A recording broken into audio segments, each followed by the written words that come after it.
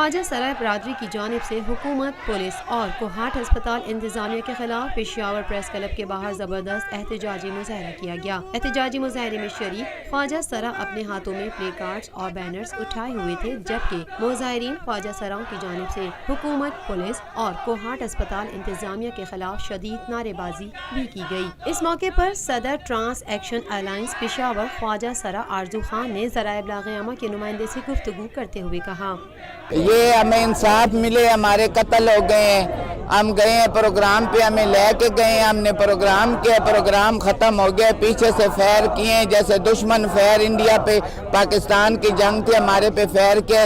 एक ख्वाजा सरा हमारा उधर टिक्की पे मर गया, 2 जख्मी हो गए। वाज़ेह रहे कि कोहाट में गुज़िश्ता हफ्ते फायरिंग से एक ख्वाजा सरा जाँ बहक और 2 जख्मी हो गए थे।